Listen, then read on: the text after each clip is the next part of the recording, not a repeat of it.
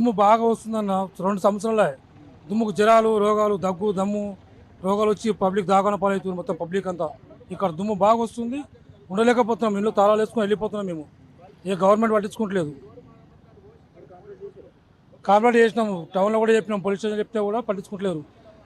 అంటే police station దగ్గరనే ఇంత దుమ్ము లేస్తుంది. మరి మీ కాలనీలు కావచ్చు వీళ్ళందరూ వెళ్ళి ఏమన్నా కంప్లైంట్ చేయడము లేకపోతే ఎమ్మెల్యే దగ్గరికి పోవడం ఇట్లా చేసిరా? ఎమ్మెల్యే చెప్పినాము, అందరు చెప్పినాము, కానీ ఎవరు పట్టించుకోవట్లేదు. రోడ్డు గురించి అసలుకే వస్తున్నాయి పోతున్నాయి, దుమ్ము బాగా ఉంటుంది, తాళాలు వేసుకొని వెళ్ళిపోతున్నాం. ఇక్కడ దుమ్ముకు దగ్గులేస్తుంది, మొత్తం మాకు ఇబ్బంది అవుతుంది చాలా. ఏ గవర్నమెంట్ పట్టించుకోవట్లేదు ఇక్కడ. ఇక దయచేసి చెప్పండి సార్, ఎవరికైనా ఉంటే. ఎన్ని కుటుంబాలు ఉంటాయి ఈ ఏరియాలో ఈ రోడ్డు ఆనుకొని? 500 కుటుంబాలు ఉంటాయి ఇక్కడ. 500 కుటుంబాలు ఉన్నాయి. ఎమ్మెల్యే వచ్చిండు, రోడ్లు వేపిస్తున్నాడు, మోరీలు కట్టిస్తున్నాడు.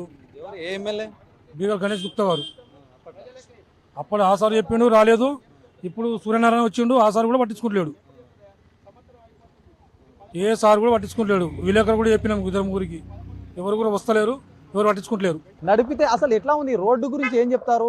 చాలా ఏళ్ళుగా ఇట్లనే కనిపిస్తూ ఉంది. ఎప్పుడు చూసినా ఈ ఏరియా మాత్రం అసలు 2 ఏళ్ల నుంచి చూసినా కూడా అట్లనే కనిపిస్తూ ఉంది. ఒకవైపు ఆర్టీఏ చెక్ పోస్ట్ ఉంది, ఆర్టీఏ కార్యాలయం ఉంది. ఇది ప్రధానంగా ఈ వందలాది వెహికల్ తిరుగుతాయి. ఎట్లా ఉంది అసలు ఇక్కడ? సార్ బండి నడిపేయడం చాలా కష్టం, ఇబ్బంది అవుతుంది సార్. అన్నీ గుంతలు గుంతలు ఉన్నాయి, దుమ్ము ధూళి కంకర. అసలు నడిపించాలంటే భయం అవుతున్నది రోడ్డు మీద. ఈ రోడ్డు బాగు చేస్తే బాగుంటుంది సార్, ఎందుకంటే చాలా ఇబ్బంది అవుతుంది. ఎప్పుడు పడతామో తెలియదు, అట్లా గుంతలు ఉన్నాయి, అంత పెద్ద పెద్ద గుంతలు ఉన్నాయి. మళ్ళీ దుమ్ము ధూళి అయితే బాగున్నది సార్. రోడ్డు మీద పోతుంటే ఇట్లా శ్వాస తీసుకొని కూడా ప్రాబ్లం అవుతుంది. రాత్రి వేళల్లో ఎట్లుంటుంది మరి? ఇప్పుడే ఇంత భయంకరంగా కనిపిస్తుంది, రాత్రి అయితే అసలు సిచ్యువేషన్ ఎట్లా ఉంటుంది? ఇక రాత్రి అయితే మొత్తం చీకటే ఉంటుంది సార్. జర జాగ్రత్తగా పోవాలా, మనం చూసుకుంటా పోవాలా. ఏంటంటే రోడ్ పరిస్థితి మాత్రం బాగాలేదు సార్. ఎంత త్వరగా చేపిస్తే పెద్దలు అంత మంచిది.